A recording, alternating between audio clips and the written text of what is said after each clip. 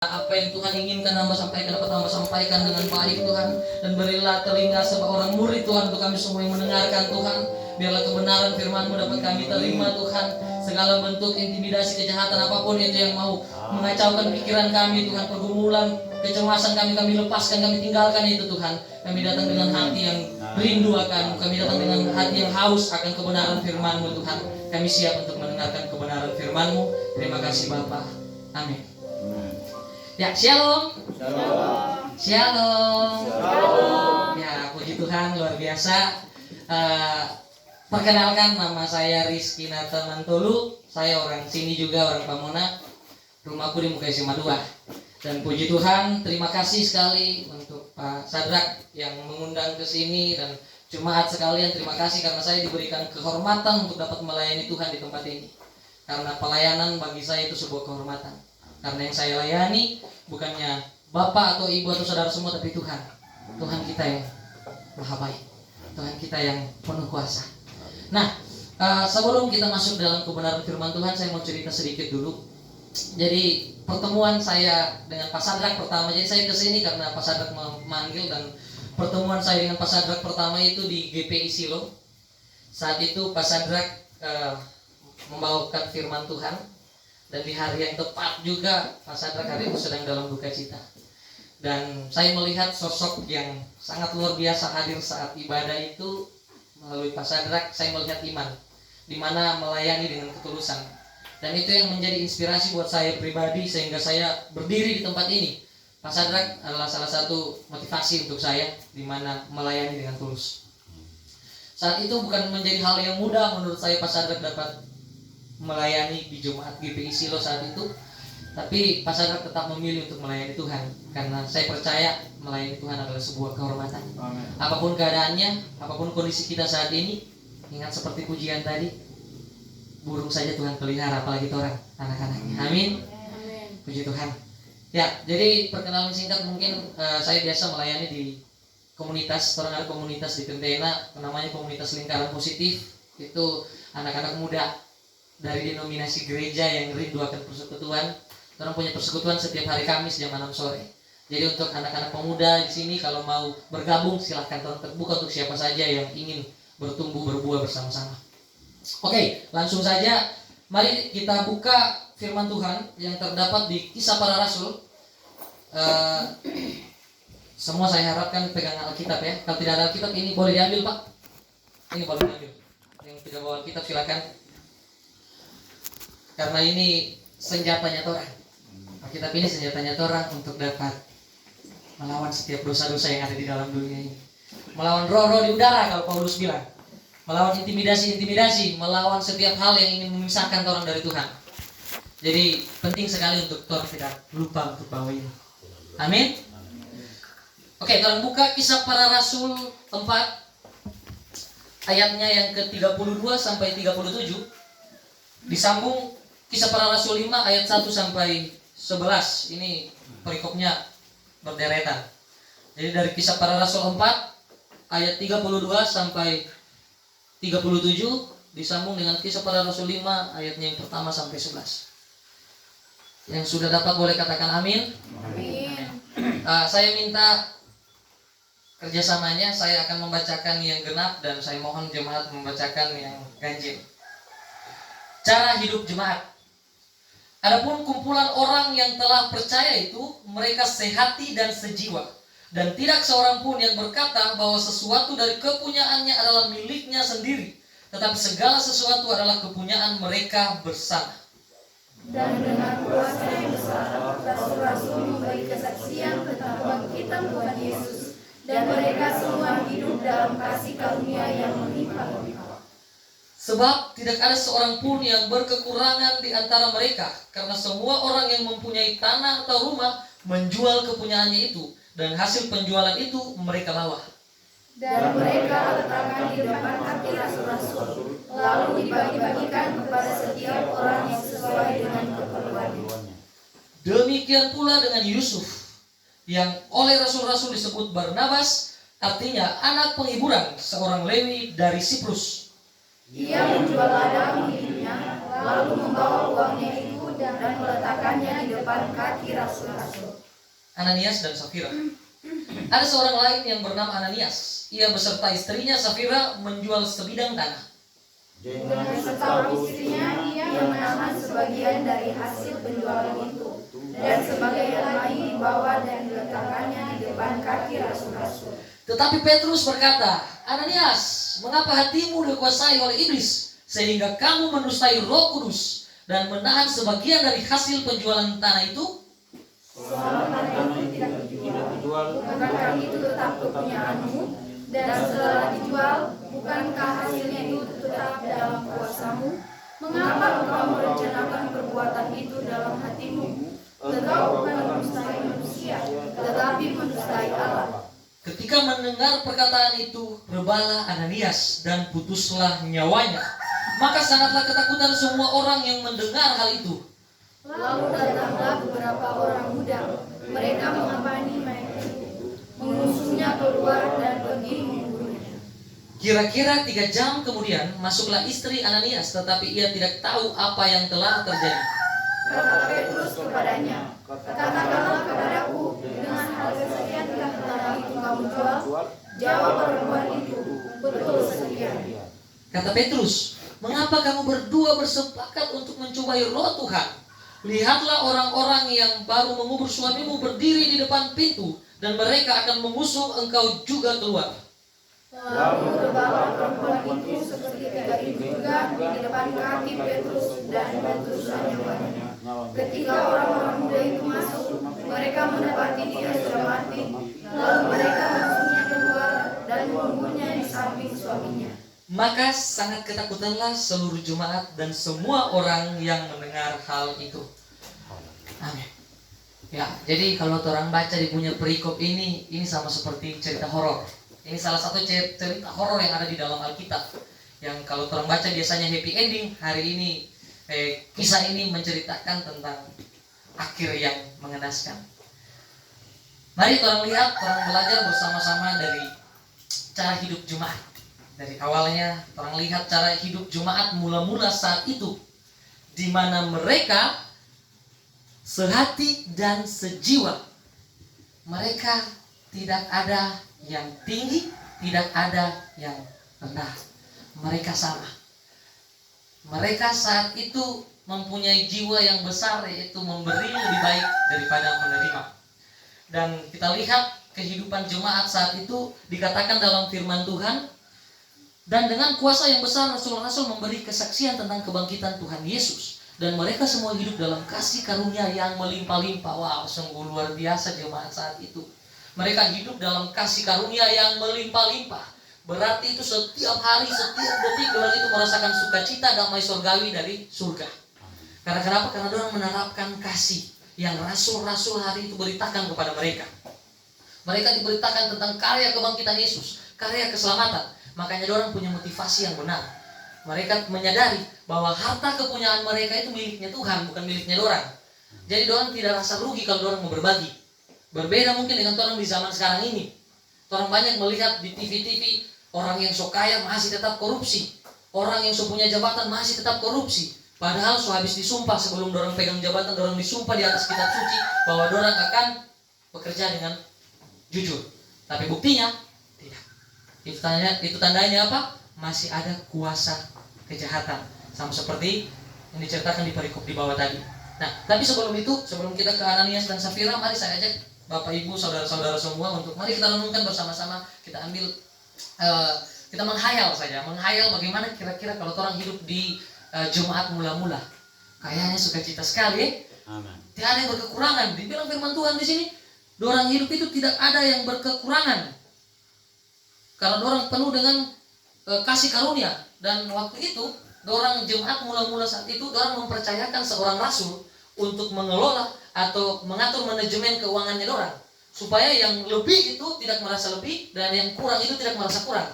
Supaya hidup itu memang betul-betul damai. Saya percaya kehidupan jemaat mula-mula waktu itu tidak ada iri hati. Tidak ada kebencian. Tidak ada gosip. Karena kenapa? Karena orang hidup menyatu. Orang tahu orang punya hidup itu Tuhan punya. Orang tahu harta yang orang miliki ini Tuhan punya. Jadi tidak ada hal yang membuat orang untuk sombong. Tidak ada hal yang bisa menyebabkan orang untuk sombong. Karena firman Tuhan sebagai contoh Yusuf diceritakan di sini. Yusuf yang disebut para rasul waktu itu namanya Barnabas, artinya anak penghiburan. Dia menjadi teladan waktu itu. Dia menjual sebidang tanahnya dan dia bawa di kaki rasul-rasul. Ini hasil dari tanahku. Biarlah semua dapat merasakannya. Saya tidak mau egois, saya tidak mau mementingkan diri sendiri, saya tidak mau hartaku ini, kepercayaan yang Tuhan berikan ini saya pakai untuk memuaskan kedagingan. Karena Yusuf percaya orang itu hanyalah titipan. Hidup di dalam dunia ini hanyalah sebuah kesempatan. Kesempatan untuk menggenapi firman Tuhan, mengalami Tuhan, mengenali siapa Yesus, mengenali siapa Juru Selamat. Nah, dan saat itu ternyata di balik kehidupan yang sangat menyenangkan, di balik kehidupan yang damai, yang sukacita jemaat mula-mula saat itu, ternyata tetap saja ada yang namanya roh jahat. Diceritakan di sini kisahnya melalui Ananias dan Safira. Ananias dan Safira melihat Yusuf yang dermawan, melihat Yusuf yang diberkati oleh jemaat waktu itu, karena Yusuf waktu itu dia dianggap sebagai dermawan, dan dia baik hati, memang benar-benar baik hati. Dia mempunyai jiwa yang tulus untuk melayani dan mendapatkan respon yang baik dari jemaat. Karena jemaat pun merasakan hal itu, merasakan dampak itu. Tapi Ananias dan Safira melihat hal itu dan mempunyai hal yang keliru. Mari kita lihat. Di sini diceritakan di ayatnya yang ketiga, hatimu dikuasai oleh iblis. Berarti orang lihat kata Rasul Petrus waktu itu, "Hei Ananias, hatimu dikuasai oleh iblis." Dan dengan sepengetahuan istrinya mereka menjual sebidang tanah. Berarti dengan sepengetahuan, berarti dengan perencanaan. Berarti ada rencana mereka untuk menjual tanah. Tapi apa masalahnya? Sebenarnya kalau orang baca di ayatnya yang pertama dan yang kedua, saya bacakan sekali lagi. Ada seorang lain yang bernama Ananias, ia beserta istrinya Safira menjual sebidang tanah. Dengan setahu istrinya, ia menahan sebagian dari hasil penjualan itu dan sebagian lain dibawa dan diletakkannya di kaki rasul-rasul. Sampai di sini tidak ada hal yang salah ya. Tanah-tanahnya dia mau jual, tidak masalah. Dia mau bawa setengah kek, dia mau bawa 10% kek, tidak ada masalahnya. Tapi yang menjadi masalah di sini, Ananias menyerahkan setengah bagiannya, tapi yang dia akui 100%. Katanya itu seluruh dari hasil penjualannya. Jadi motivasinya dia yang keliru. Dia mau suka juga supaya jadi seperti Yusuf, yang dikenal di jemaat itu seorang yang dermawan, seorang yang mau membagikan hartanya untuk jemaat pada saat itu. Jadi mereka mau punya keuntungan dua. Mereka dapat uang yang mereka simpan, dan mereka juga dapat pujian dari jemaat. Nah, di sini motivasinya yang salah. Di sini motivasinya yang keliru. Padahal sudah sangat bagus kalau orang baca di awal kehidupan jemaat mula-mula saat itu, cuma ya ini. Iblis yang sama yang menggodai Hawa waktu itu, iblis yang sama juga yang menggodai si Ananias dan Safira ini. Jadi Ananias dan Safira memutuskan untuk memberikan sebagian sama rasul, sebagian sama orang. Tapi lihat, melalui ilham yang Tuhan berikan, kan Tuhan diperhati orang ini. Tuhan tahu motivasinya orang. Motivasinya orang semua datang sini Tuhan tahu. Motivasinya orang datang memberikan persembahan, motivasinya orang melayani, itu Tuhan tahu. Dan lihat, makanya saya bilang ini cerita horor. Lihat hukuman yang Tuhan berikan sama Ananias dan Safira. Langsung meninggal. Langsung meninggal. Ananias duluan meninggal. Setelah Petrus bilang, kenapa ngana mendustai Roh Kudus? Kenapa ngana motivasi itu salah? Seharusnya kan itu tanah itu sebelum ngajual itu kan milikmu. Setelah ngajual itu juga masih milikmu. Ngana punya kuasa akan itu. Kenapa ngana harus punya motivasi yang salah? Jadi bukan uangnya yang salah, motivasinya dia yang salah. Memberikan. Dia punya motivasi memberikan supaya apa? Supaya dilihat orang. Dia memberikan motivasi, memberikan supaya apa? Supaya dapat pujian dari jemaat. Bahwa Ananias dan Safira ini pebai jo, dorang mau berbagi, dorang mau memberkati. Gereja saat itu tidak meminta apa-apa. Orang tidak minta harus tidak. Gereja tidak meminta karena gereja tempat pertemuan orang dengan Tuhan. Bukan pertemuan mengumpulkan pundi-pundi. Jangan sampai pelayanan lebih penting daripada hubungan dengan Kristus. Bagaimana fungsinya kita di gereja? Karena persembahan yang sejati adalah diri ini. Bukan uang itu. Uang itu cuma mendukung pelayanan. Tapi itu nomor kesekian. Jangan sampai uang melewati batasan motivasi yang benar untuk melayani Tuhan. Itu harus hati-hati. Karena lihat, kenapa ini penting? Lihat apa Tuhan punya hukuman sama orang. Meninggal. Itu salah-salah. Dan jemaat saat itu langsung ketakutan. Karena kenapa? Karena Tuhan nyatakan jangan main-main dengan Tuhan. Apalagi mau coba-coba berdusta-dusta. Punya ini, tapi akui ini. Karena bahaya sekali. Itu kebohongan itu mungkin tolong terasa hari-hari ini itu suatu hal yang wajar-wajar saja. Kebohongan-kebohongan kecil tolong sudah mulai toleransi sampai kebohongan-kebohongan yang besar. Saya percaya begini. Ketika kita menciptakan satu kebohongan, kita akan menciptakan kebohongan kedua dan ketiga untuk menutupi kebohongan pertama. Makanya jangan heran kalau ada orang bilang papan dusta kan. Karena kenapa? Karena satu kebohongan sudah terlanjur keluar, itu susah. Akan berperang lagi. Aduh, kita mau akui atau tidak ini? Aduh, sudah terlanjur kita sudah begini. Mau ada kebohongan kedua dan ketiga. Supaya itu kebohongan pertama tidak dapat tahu. Hati-hati. Karena memang kebohongan ini firman Tuhan berkata iblis itu bapa dari segala pendusta. Jadi kalau orang berdusta, orang sudah tahu orang bapa siapa. Kalau orang bohong, orang sudah tahu orang bapa siapa. Berarti bukan Tuhan. Karena Tuhan Bapa pengasih. Oke? Kalau orang berdusta berarti orang bapa si iblis. Karena dia selalu memutarbalikkan fakta, yang salah dibuat benar, yang benar dibuat salah. Supaya kenapa? Supaya orang tidak hidup dalam hadirat Tuhan. Supaya orang jauh dari Tuhan. Supaya orang dapat hukuman seperti Ananias. Ananias seharusnya tidak bersalah dong. Tidak ada hal yang salah dengan Ananias kalau dia memberi. Ini 50%. Taruhlah dia punya harga 100 juta, dia kasih 50 juta. Ini 50 juta. Tapi jangan akui kalau itu penuh. Jangan motivasimu itu jangan sampai supaya kelihatan kelihatan ini, kelihatan itu. Banyak orang-orang di zaman sekarang, khususnya anak muda, yang mau melayani Tuhan supaya apa? Show. Supaya orang lihat, dia melayani Tuhan. Jangan sampai punya motivasi yang keliru, karena Tuhan tahu. Makanya ada lagu yang berkata, selidiki aku, lihat hatiku, apakah ku sungguh mengasihimu Yesus. Orang harus minta Tuhan selidiki orang punya hati. Karena motivasi itu bisa berubah ketika keadaan berubah. Contoh, orang katanya mau dapat uang. Contoh, orang mau cair bantuan nih. Cair bantuan 10 juta.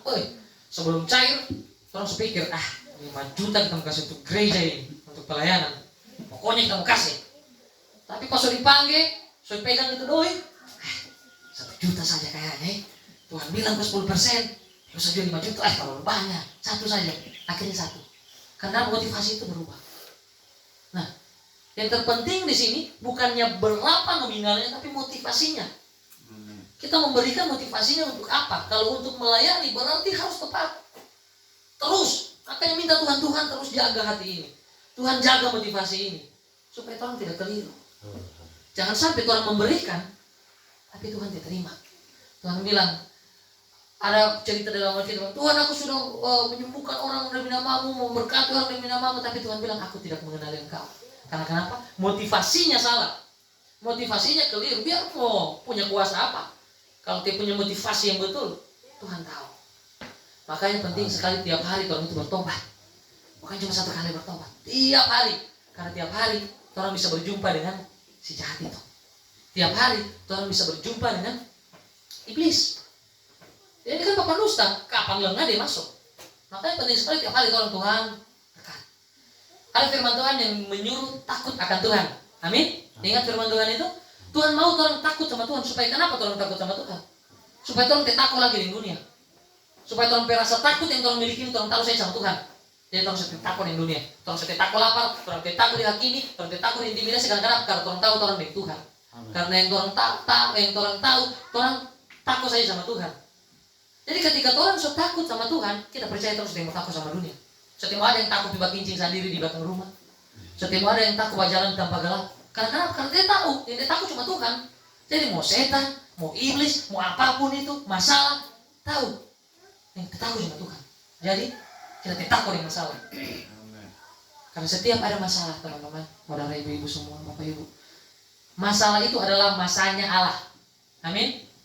Masalah itu masanya Allah, di mana Allah menampakkan dirinya. Coba lihat murid-murid, kisah murid-murid, setiap ada masalah.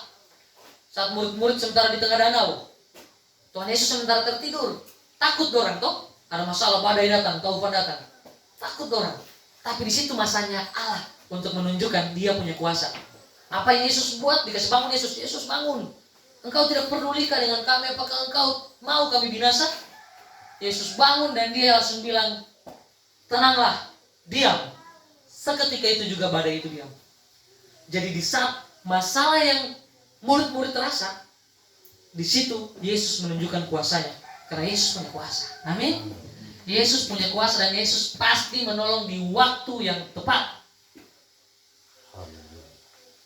Lihat, itu seorang murid-murid saja yang setiap hari dengan Yesus tidak terhindar dari masalah. Tetap ada masalah. Tetap digoyang orang, tetap berperang orang dengan ini kuasa-kuasa jahat ini. Makanya orang takut. Padahal orang ini habis melayani dengan Yesus sama-sama. Orang so lihat mujizatnya Yesus secara langsung. Orang lihat. Bukan cuma dengar, bukan cuma baca. Orang lihat, tapi orang masih takut. Itu menunjukkan masalah masih akan ada. Jadi ikut Yesus bukan berarti tidak ada masalah, tapi ikut Yesus orang bisa dengan lewati itu masalah dengan dia. Dengan Yesus bukan berarti orang hidup asik-asik saja. Tuhan Yesus itu dipanggil orang untuk menderita. Makanya ikut Yesus itu baik. Bukan gampang, begitu. Filipi 1 ayat 29 bilang, kamu dipanggil bukan untuk percaya, tapi untuk menderita dengan aku. Untuk aku. Karena kenapa? Karena Yesus lihat teladan Yesus berikan. Yesus itu kan teladan. Dia menunjukkan cara hidup seperti ini. Lihat apa yang dirasakan. Diludah, dipukul, dihina, dicaci maki, di apapun itu. Bahkan disalib. Salib itu adalah sanksi hinaan terberat zaman itu. Hukuman terberat yang paling hina. Salib itu. Tapi Yesus di situ. Lihat respon Yesus, tetap dikasihi. Yesus mau orang seperti itu. Yesus mau orang ketika ada masalah, orang tetap bisa mengasihi. Lihat Yesus pas mau ditangkap, muridnya siapa? Petrus kalau tidak salah yang potong telinga. Petrus atau siapa? Yang potong telinganya prajurit itu, Petrus ya. Tapi lihat apa yang Yesus lakukan, Yesus sembuhkan. Padahal kalau mau dibilang, ini musuh. Dia mau tangkap saya ini, dia mau siksa saya ini. Tapi apa? Yesus tetap mengasihi. Walaupun di tengah masalah, Yesus tetap mengasihi. Kasihnya tidak hilang. Karena Yesus sendiri adalah kasih. Jadi di mana ada kasih, di situ ada Yesus. Amin. Jangan orang sama kayak Ananias dan Safira. Jadi hari ini mari orang melihat, orang belajar dari jemaat mula-mula saat itu yang mempunyai motivasi yang benar. Lihat Tuhan, kalau orang punya motivasi yang benar, Tuhan akan kasih juga yang benar. Tuhan akan kasih itu damai sejahtera. Saya percaya orang semua yang hadir saat ini, orang yang kejar itu sukacita, amin. Orang kejar bahagia. Ada yang mau hidupnya duka cita? Ada yang mau hidupnya terpuruk dalam masalah terus ada? Boleh angkat tangan? Yang orang kejar itu sukacita. Bapak ibu kerja karena apa? Mencukupi kebutuhan. Supaya kenapa? Supaya bahagia. Adik-adik sekolah supaya kenapa? Supaya dapat masa depan yang cerah. Supaya kenapa? Supaya bahagia. Supaya mencukupi kebutuhan bapak ibu, kebutuhan di rumah. Dapat itu apa yang diharapkan. Karena sebenarnya orang manusia hidupnya yang mencari itu sukacita. Tapi firman Tuhan bilang sukacita cuma ada di dalam Tuhan. Amin. Makanya penting sekali orang itu harus terus menerus pokoknya tiap berapa ingat datang sama Tuhan. Kalau kita biasa sementara scroll HP sudah terlalu lama, kalau tiba-tiba ada Roh Kudus tegur, langsung sudah buang HP, simpan. Karena Tuhan mau kasih tahu supaya ayo datang, bikin yang kita senang. Jangan cuma bikin yang senangin terus dia scroll HP. Anak-anak muda scroll HP tidak tahu sudah 1 jam, sudah 2 jam, habis waktu. Tidak pakai hidup untuk Tuhan. Nah, marilah orang lihat, karena orang mau sukacita itu. Orang belajar dari masalah. Masalah itu sebagian besar adalah konsekuensi dari orang punya ketidaktaatan di masa lalu. Sakit penyakit pun demikian. Konsekuensi dari ketidaktaatan di masa lalu. Mungkin dulu orang pemandat merokok, tiba-tiba setua baru sakit-sakit. Konsekuensi. Karena kenapa? Karena orang tidak taat masa lalu. Mungkin dulu orang hidup terlalu bebas. Terlalu hidup bebas dengan gaya dunia. Ujung-ujung sakit penyakit. Karena kenapa? Tanggung jawab di masa lalu, konsekuensi. Tapi Tuhannya orang, Tuhan yang dapat merubah kutuk menjadi berkat, amin. Tuhannya orang bisa merubah keadaan. Orang sudah dalam masalah, makanya dibilang masanya Allah. Tipsnya, orang tenanglah, diam dulu. datang sama Tuhan, berdoa. Kita sama Tuhan, Tuhan kasih kita petunjuk. Karena memang di dalam masalah, coba contoh kasus lagi, ketika Tuhan Yesus berjalan di atas air, murid-muridnya sementara di tengah danau. Orang bilang, hantu, takut orang. Orang bilang, siapa yang berjalan di atas air ini? Tapi Tuhan bilang, tenanglah, ini aku. Tuhan mau apa? Tenang. Jadi setiap ada dalam masalah, mending tenang. Daripada cuma bikin parah. Tidak tenang. Masuk dalam kamar, kunci itu kamar atau apa, berdoa sama Tuhan, Tuhan kasih kita petunjuk. Kita semua dikuasai iblis ini, kita semua berperang ini. Iblis so kesempatan untuk iblis mau masuk ini Tuhan. Kita terlanjur marah istri, kita terlanjur marah suami, kita terlanjur marah anak-anak, kita terlanjur melawan sama orang tua. So terlanjur bukan berarti harus jatuh. So terlanjur berarti harus balik. Kalau rasa, aduh terlanjur. Biasa kan orang diintimidasi, so terlanjur malah intimidasi. Memang anak yang layak, memang anak durhaka, memang anak ini. Ujung-ujung makin jauh. Kalau so rasa terlanjur, langsung balik. Tuhan kita minta maaf. Bantu kita, supaya kita mampu mengasihi. Mampu kita. Bantu kita, supaya kita mampu melayani. Mampu ambil kesempatan. Sebagai contoh, ketika orang dalam masalah, orang itu sering diperhadapkan atau biasa orang jumpai itu dengan 3 respon menyikapi masalah. Respon yang biasanya sering terjadi, apalagi di kalangan anak muda, tapi orang tua juga bisa. Respon pertama itu ketika ada masalah, contoh saja ya, Pak Sadrak punya masalah dengan saya, contoh. Pak Sadrak punya masalah dengan saya. Saya bisa menyikapi, Pak Sadrak marah saya, contoh. Sadrak marah, begini dengan salah, begini. Saya bisa menyikapi dengan respon pertama, balik marah. Nama respon pertamanya itu balik marah. Pikir cuma Pak Sadrak bisa marah, saya juga bisa marah. Karena dua-dua merasa benar. Ya kan? Jadi respon pertama itu sering sekali baku kasih tunjuk taji. Kalau Pak Sadrak marah, saya juga bisa marah. Pak Sadrak bikin ini, saya juga lebih. Pak Sadrak ini, saya juga bisa. Itu respon yang pertama, yang sering orang jumpai dalam kehidupan sehari-hari. Orang lebih marah daripada yang marah. Respon yang kedua, lari, menghindar. Ketika Pak Sadrak marah, lewat tapi hijau. Dia makan Jo. Biar saja dia begitu, dia pusing. Yang penting sampai pergi saja. Itu kan orang pikir baik ya, menghindari masalah. Baik itu atau tidak? Baik ya? Baik dong, menghindari masalah daripada marah. Tapi itu belum benar. Itu baik, tapi belum benar. Jadi orang pikir orang ini so baik. Orang pergi Jo, orang lari Jo. Setiap lihat Pak Sadrak pasang bunyi. Daripada mau marah, lebih baik pasang bunyi. Jadi merasa pahlawan, merasa ini so baik. Tapi ternyata itu belum benar.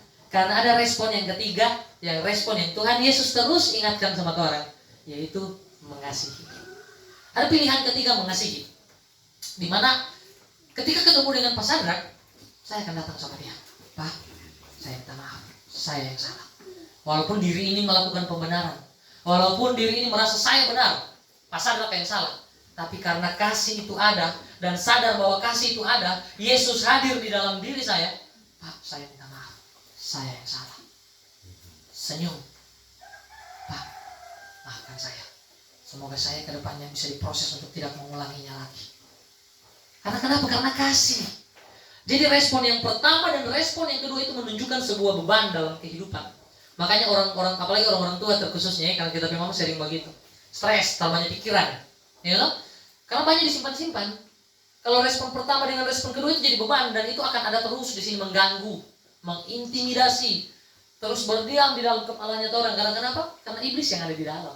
Dia mau supaya orang baku marah, dia mau supaya orang pisah, dia mau supaya orang pecah, dia mau supaya orang itu jauh dari Tuhan. Tapi respon yang ketiga adalah kesempatan. Meskipun hati ini berat untuk minta maaf, tapi orang percaya itu kesempatan untuk orang bisa mengasihi. Itu kesempatan untuk menghadirkan Yesus dalam hubungannya saya dengan Pak Sadrak. Karena Yesus adalah kasih. Amin. Jadi kalau saya memilih untuk mengasihi Pak Sadrak, walaupun berat mengasihi musuh itu bukan hal yang gampang. Tapi itu kesempatan. Supaya kenapa? Supaya Yesus hadir. Supaya orang melakukan apa yang Yesus mau. Kalau macam Paulus bilang, aku berlari-lari mengejar apa yang ada di depanku. yaitu kehidupan kekal bersama dengan Yesus, bersama dengan Tuhan. Paulus teh mau coba jalan. Paulus teh mau coba diam-diam, tunggu jadi orang yang datang. Paulus teh mau melayani Tuhan. Mau tunggu nanti. Paulus lari kalau dia. Dia seorang penginjil yang keras, yang bahasanya ini, penginjil yang pokoknya dia mau pusing dengan dia masuk di penyembah berhala, diberitakan Yesus di situ. Dia masuk di mana, diberitakan Yesus begitu. Walaupun konsekuensinya dia dilempar batu, bahkan dia dipenjara, bahkan dia difitnah, dimarah, dimaki, apapun itu konsekuensi. Karena kenapa? Karena dia tahu Yesus yang dia punya ini adalah Yesus yang luar biasa. Yesus yang memampukan dia. Makanya kalau orang lihat penginjil-penginjil di masa-masa awal-awal itu, murid-muridnya Tuhan kan kebanyakan mati martir toh. Ada yang disalib tabale, ada yang dirajam batu sampai mati. Itulah harga mengikut Tuhan.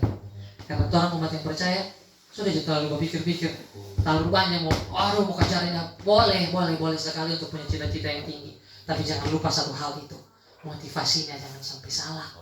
Jangan sampai kayak Ananias dan Safira, tiada guna kaya, tiada guna punya jabatan kalau tidak punya Yesus. Betul, tiada guna. Kalau bisa lihat artis-artis di Korea, dorong so artis, dorong so cantik, so ganteng, punya uang, punya ketenaran, ya toh? Tapi banyak gantung diri, tapi banyak bunuh diri. Berarti hal itu menunjukkan itu semua bukan jaminan. So punya semua, tetap masih rasa kosong, tetap masih rasa hampa, tetap masih rasa hidup ini kayaknya stres. Karena kenapa? Terlalu banyak beban. 1 dan 2 tadi itu, respon 1 dan 2 jadi beban.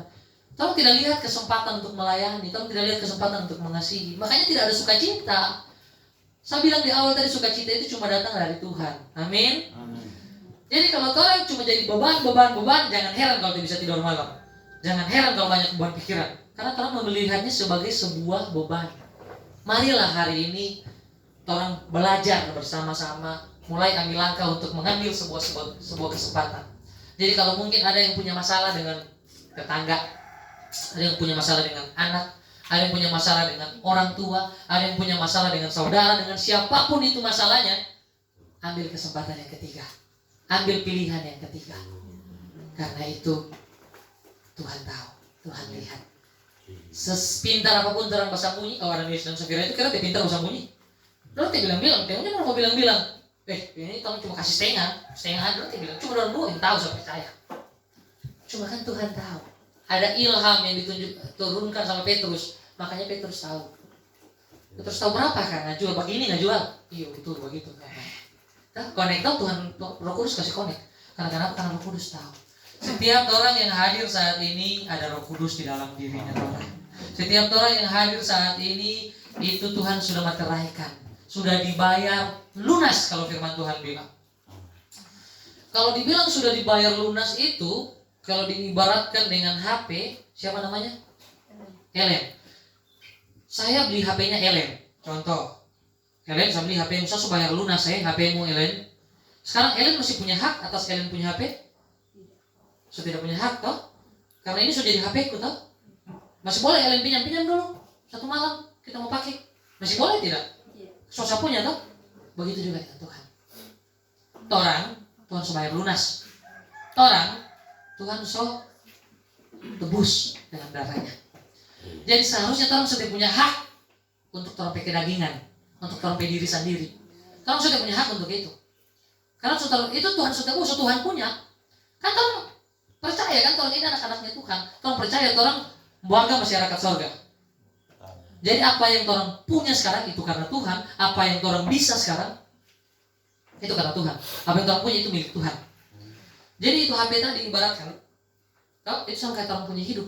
Masa bisa lagi hidup untuk diri sendiri sekarang? Kalau terpikir, kita mabuk aja dulu, kasih puas aja dulu, masih lama juga Tuhan datang dari dulu. Dia bilang kiamat juga ini, lama juga. Dari tahun Adam dibilang dalam kitab ini sudah dekat. Mana yang dekat ini? Mungkin ada berpikiran seperti itu. Ketahuilah, kiamat itu ada 2. Kiamat sendiri, Tuhan Yesus yang menyatakan sendiri sama orang, memanggil orang secara, atau bisa dibilang kematian. Itu kiamat juga untuk orang. Bukan kiamat ini di tabla tanah, no. Itu kiamat nanti, kedatangan Tuhan. Yang jadi orang punya penantian. Saat itu orang penanti dong. Buat Tuhan Raja kok mau datang. Seharusnya kalau mendengar kiamat ya takut. Harus bersyukur. Karena Tuhan Raja yang mau datang ini. Tuhan harus siap. Tuhan harus siap. Tuhan, Tuhan mau diangkat. Makanya persiapkan dari saat ini. Sebelum dia datang. Sebelum kematian itu datang. Kita kemarin pagi-pagi yang kasih bangun kita ambulans. Jam 6 pagi seorang ambulans lewat muka rumah. Ternyata ada tetangga meninggal. Keluarganya tetangga, ada keluarganya tetangga meninggal. Jadi kita bangun pagi buka mata pak, langsung ambulans kita dengar. Oh Tuhan, langsung merenung lagi. Kayak tadi terang bawa lagu, hidup ini adalah kesempatan supaya orang semua sadar bahwa sekarang orang masih berarti masih punya kesempatan. Jangan sampai saatnya tiba, saatnya habis, baru orang mau menyesal. Tuhan, kita mau melayani Tuhan. Di saat orang susah sekarang baru mau bilang Tuhan, kita mau melayani Tuhan. Dulu pas nggak sehat-sehat kemana? Kenapa nanti so pincang, nanti so di opname baru bilang Tuhan kita mau melayani Tuhan. Apa yang bisa termeking lagi? Sekarang di opname, sekarang di kursi roda. So tidak bisa, mau kemana-mana so terbatas. Makanya selagi orang sehat, selagi orang kuat, apalagi anak-anak muda, terus semangat melayani Tuhan. Orang adalah generasi. Kerajaan Tuhan itu orang yang pegang di dunia ini. Jadi kalau orang mau bekerja di ladangnya Tuhan, kerajaan Tuhan akan semakin besar. Tapi kalau orang cuma diam, ikut arus dunia, tidak mau memberitakan kebenaran firman Tuhan, ya kerajaan Tuhan ya cuma begitu-begitu saja di sini dalam dunia, di tengah-tengah kampung di Soe ini. Makanya hari ini pakailah kesempatan ini. Bagaimana setiap orang yang berjumpa dengan orang dia bisa melihat Yesus. Karena kenapa? Dia melihat kasih. Setiap orang yang orang temui, dia bisa merasakan hadirat Tuhan. Karena kenapa? Karena orang mengasihi dia. Karena orang cinta sama dia. Cinta bukan dalam berarti ingin memiliki, tidak. Tapi orang ingin membagikan cinta yang Tuhan kasih sama orang secara gratis. Cinta yang Tuhan percayakan sama orang, Tuhan bisa bagikan sama orang lain. Supaya kenapa? Kemuliaan Tuhan dinyatakan di Soe. Kemuliaan Tuhan dinyatakan di desa ini. Tuhan harus persiapkan. Tidak sedikit hamba Tuhan itu yang saya dengar orang berkhotbah, orang bilang waktunya sudah dekat. Tanda pertanda sudah mulai diwujud nyatakan. Sudah mulai digenapi. Tanda-tanda Tuhan kan kasih clue. Tuhan kan kasih tanda kalau dia mau datang, dok. Ada punya tanda-tanda di Wahyu itu paling banyak tanda-tanda. Tuhan sudah bilang, siap-siap kita semua datang. Soalnya tanda-tanda ini kita kasih. Jadi kamu jangan berpongo-pongo lagi. Jangan pura-pura dengar lagi. Siap-siap. Jangan sama kayak jadi itu 5 garis bodoh di Matius 25 itu 5 garis bodoh dan 5 garis bijaksana. Boleh nanti dibaca pulang dari sini Matius 25. Itu gambaran akan orang yang tiada persiapan. Gambaran makanya dibilang bodoh. Di dalam Alkitab ternyata ada orang dibilang bodoh. Yaitu 5 gadis itu. 5 gadis yang tidak punya persiapan. So tahu-tahu mempelai semua datang, tapi dorang disiapkan dorang peminyak. Dorang tidak persiapkan kedatangannya mempelai. Ujung-ujungnya kan dikasih tutup pintu orang. Tidak boleh masuk. So terlambat. Baru mau kucakar. So datang mempelai baru mau kucakar. Oh mau kucari minyak. Oh mau kucari. Tapi bisa di luar pintu orang kasihan. Cuma 5 gadis bijaksana saja yang di dalam. Yang hidup dengan Tuhan. Dibaratkan mempelai karena mau hidup bersama dengan Tuhan di sorga. Amin. Cuma orang 5 saja yang dibawa. Cuma orang 5 saja yang mempersiapkan itu. Dan persiapkan orang minyak. Orang tahu Tuhan semua datang. Jadi cepat-cepat mengasihi. Cepat-cepat bangun relasi dengan Tuhan. Karena yang saya mau bagikan di sini terakhir sebelum menutup. Kekristenan itu bukan sebatas aturan. Bukan sebatas tidak boleh begini, harus begini. Tidak boleh begini, harus begini. Kekristenan bukan hukum. Kekristenan bukan hukum Taurat. Tapi kekristenan adalah sebuah hubungan. Hubungan dengan Tuhan. Karena ketika kita mempunyai hubungan dengan Tuhan, tidak perlu disuruh, Tuhan melakukan. Tidak perlu dikasih takut masuk neraka, Tuhan melakukan. Kenapa? Karena Tuhan percaya. Bukan Tuhan yang mengasihi Tuhan, tapi Tuhan terlebih dahulu mengasihi Tuhan. Makanya Tuhan berespon seperti ini. Makanya Tuhan mengasihi Tuhan. Karena Tuhan lebih dahulu mengasihi Tuhan. Kalau Paulus bilang bukan kita yang tangkap Tuhan, tapi Tuhan yang tangkap kita. Tuhan yang pilih kita. Tuhan semuanya dipilih. Amin. Semua orang dipilih. Apalagi kita dengar sama ada yang diserahkan. Nah, dipilih Tuhan itu. Kenapa? Dari lahir dia sudah diperlengkapi dengan orang-orang yang kenal Yesus. Dia sudah diperlengkapi dengan orang-orang yang tahu firman. Sekarang PR-nya, bagaimana orang-orang itu mengimplementasikan sama anak ini supaya dia lahir besar tumbuh dengan iman yang kuat. Dengan iman yang luar biasa. Karena kenapa? Karena sebenarnya penyerahan ini yang harus dibekali itu keluarganya. Makanya penting sekali ada mesbah di dalam keluarga. Supaya ada wadah Tuhan untuk berbicara. Mengerti dan mengerti, baca Alkitab, cerita, sharing dengan Bapak Pendeta, sharing dengan Ibu Gembala, sharing dengan orang-orang yang tolong percaya. Tolong bisa sharing. Kita bingung dengan firman Tuhan ini, tolong kasih pencerahan, bro. Tolong kasih pencerahan. Kita mau belajar. Apakah Tuhan mau dalam hidup ini? So capek kita, pusing kita, cuma pikir-pikirin dunia, pusing minggu depan mau libur kemana, pusing mau pakai ini doi kemana lagi. Orang banyak doi saja stres, asal tahu. Orang banyak doi itu stres, pikir banyak kegiatan, banyak ini, banyak itu, pusing. Jadi hidup ini memang betul-betul bawa sama Tuhan. Ada kesaksian seorang public figure di Indonesia, Denny Sumargo namanya. Dia hidup sekarang melayani Tuhan. Dia rasa hidup punya uang itu bagaimana, dia rasa punya ketenaran itu bagaimana, dia rasa punya pengaruh itu bagaimana. Tapi dia masih rasa ada yang kosong. Karena kenapa? Karena itu cuma bisa Tuhan yang isi, amin. Jadi kalau yang kosong itu terisi dengan Tuhan, mau berapapun hartamu, mau berapa tinggi apapun jabatanmu, tetap sukacita damai sejahtera itu saya pastikan tidak ada. Karena kenapa? Firman Tuhan bilang sukacita damai sejahtera itu cuma ada di dalam Dia. Mazmur 16 ayat 11. Coba tolong buka Mazmur.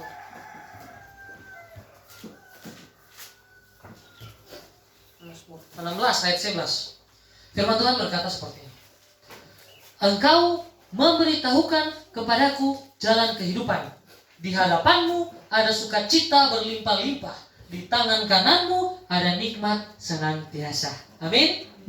Jadi sukacita, nikmat senantiasa itu kalau orang mau cari cuma ada di dalam Tuhan.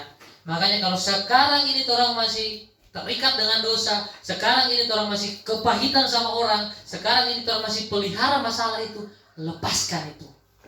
Lepaskan. Karena hidup ini adalah kesempatan. Ayo boleh orang menyanyi sama-sama. Hidup ini adalah kesempatan. Renungkan lirik dari pujian ini dan pakai kesempatan itu. Ambil respon ketiga untuk melayani Tuhan, untuk jadikan keluarganya orang, hidupnya orang untuk Tuhan. Persiapkan, jadilah 5 gadis bijaksana. Hidup ini adalah kesempatan.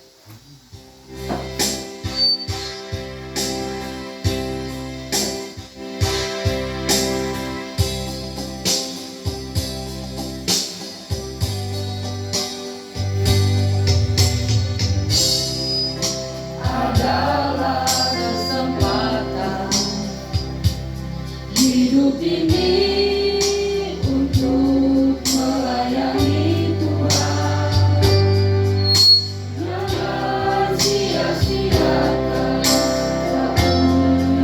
Jangan sia-siakan waktu hidup ini. Hidup ini hanya sementara.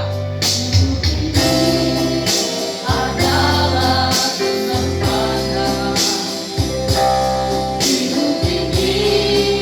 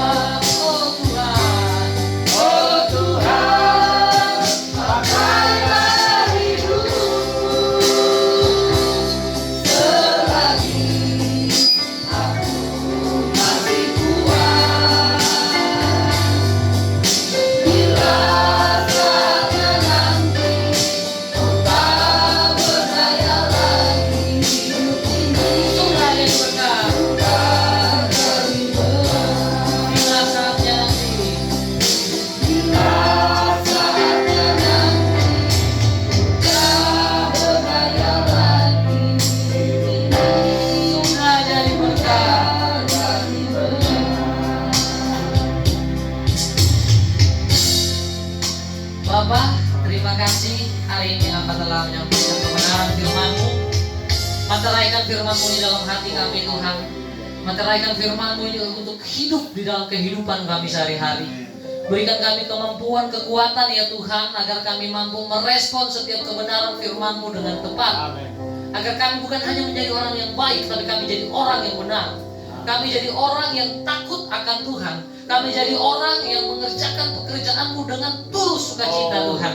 Kami percaya Tuhan Engkau hadir saat ini. Engkau melihat hati kami Tuhan. Engkau melihat setiap masalah yang ada di dalam hati kami. Engkau melihat setiap pertikaian yang ada di dalam hati kami Tuhan.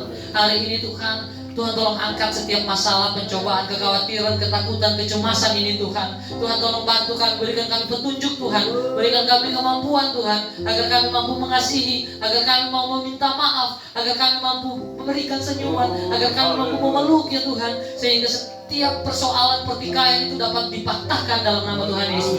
Setiap persoalan itu dapat diruntuhkan dalam nama Tuhan Yesus. Tuhan, berikan kami kesempatan Tuhan untuk kami dapat menjadi berkat. Berikan kami kesempatan Tuhan untuk kami dapat melayani satu sama lain.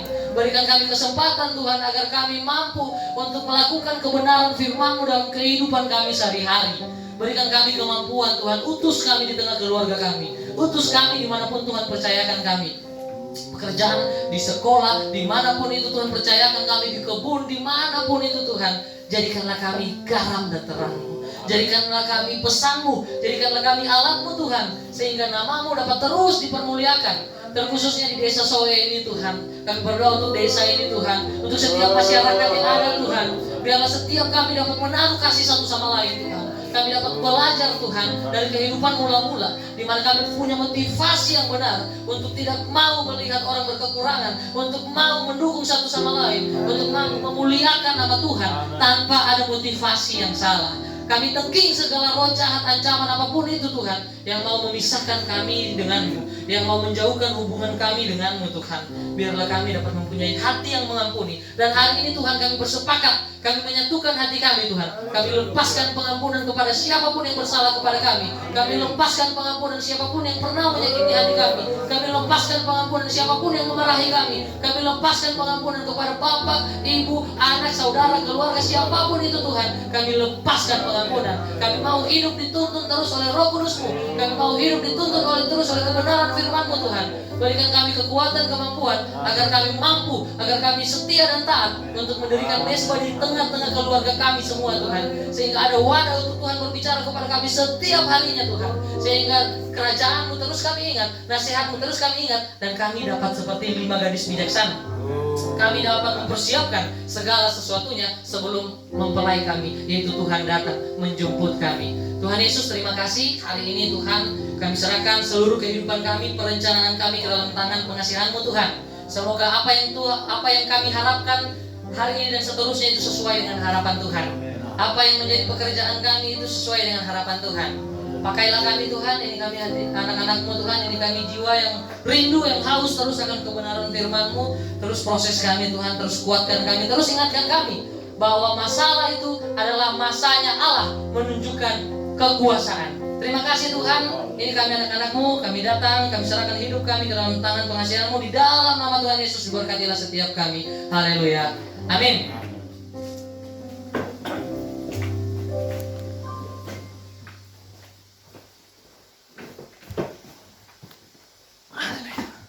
Ya, diucapkan banyak terima kasih kepada hamba Tuhan, diberkati keluarga, masa depan dan pribadinya. Selanjutnya kita akan memberikan persembahan syukur kita. Kita angkat satu pujian, Hatiku Rindu Tuhan. Penyerahan anak dulu. Opa, penyerahan anak dulu.